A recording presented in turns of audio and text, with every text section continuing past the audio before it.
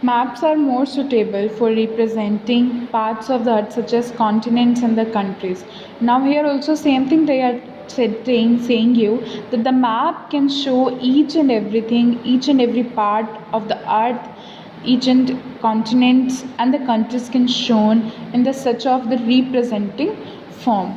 A book of a map is called an atlas. Now the book of the map where the things each and everything is mentioned there the book of the map which is known as the atlas. To understand the contents of a map or a globe we must be able to read it. Various signs, symbols and the colors used in the map to show the lakes, rivers, cities, etc. make up what is called the language of the map. Now what the main word, the language of the map or heading of the second chapter, the language of a map, it doesn't mean they only show the continent countries with the writing their names. The map could show you each and everything that could be in the form of sign, in the form of signals and in the form of different color.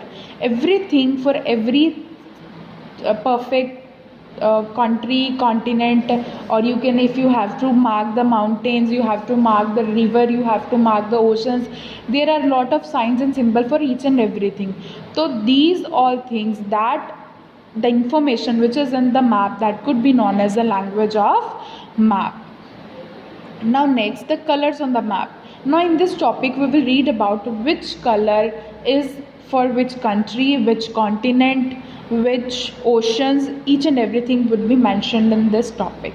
Color on the map. There is a picture also, you can see here there is a picture and there is a mentioning each and everything. Color on the map. All the map follow a common scheme of colors. They give useful information of a map. The seas, oceans, lakes and big rivers are shown in blue color. In first chapter also I have told you that oceans, that will be always be mentioned in the blue color. Now same here they are saying that the seas, oceans, lakes and big rivers would be always shown in blue color. Now you can see this is a blue color. So this means these show you the ocean, rivers also. So that means these things will be always be mentioned in the blue color. Sometimes the pale blue color is used to show the area where the seas and oceans are shallow. Now this pale blue color will always be there, which show you the area that is the shallow of the seas and oceans. Now deep blue is used to show the area where the seas and oceans are deep. Now there will be the dark blue color, some of the areas. Some of the areas will be in the dark blue color. That means the rivers, the oceans where they are unmentioned, that are in a very deep. Now the green color is used to show the low-lying areas of the plains. Now you can see here this is a light green color mentioning here. So that means they show you the low-lying area of the plains. Yellow and light brown. You can see this yellow and the light brown used to show lands higher than the lowlands on the plateaus. Now these two colors, yellow and light brown, will be mentioned on the map that will show you the lands that is higher than the lowlands. Deep brown show highland, generally mountains. Now this is the deep brown. You can see these are the deep brown that show the highlands, generally mountains. Clear? There is usually a key in the corner of the map. The keys tell exactly how deep and high areas in such areas are. You can see this, these are the, you can see in this map, first of all these all colors are mentioned for the different purpose.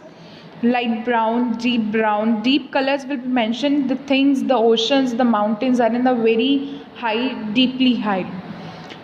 Now directions. Now they come on the directions. A knowledge of the direction is very important in study of the map. Now if you want to study the map, you should always know first of all the directions. Now the main important 4 directions are mentioned there. That would be north, south, east and west. These are the 4 main directions. There are the 4 main directions, that is north, south, east and west. The direction is shown on the map are always be the same. That would not be changed. The direction would not be changed. The direction would be same. Map in a books and atlases also show the north at the top of the map. You can see the page number 15. Next page you can see the direction also. The person is standing, the student is standing there, and he's marking the north, west, east and south. Now what they say, that north at the top of the map, you can see this, south at the bottom of the map. The west would be the left of the person reading in the map. Now this is the west and this is the east. Now north, south, east, west. There are the four main directions on the map. Now look at the map of the India and write the name of the direction and sub-direction, the state of the list, 2 states in each direction. Now first, this is the main 4 directions. Now we will read this. Once we know the direction of the north on the map, it became very easy to find out these 3 directions. Now this is one of the more diagram. You can see this is a one more diagram. Now suppose this is north, south, east, west. These are the 4 directions. Suppose if any country, any continent and any ocean is marked here in between, in the center of north and west, what do you say that? That would be northwest. Now you can see this diagram very easily. You can understand the thing which is mentioned in between the north and the west, that would be northwest. These are the sub directions. The 4 main directions are northwest, east and south, and the sub direction which is mentioned in between the 2 directions, that would be northwest, northeast, southeast and southwest. Clear? Now look at the map of the India and write the name of the direction, sub-directions of the state. List the name 2 states in the direction. Now you have to write out where these states or the countries are mentioned, UTs are mentioned, in which location. You have to write these locations also.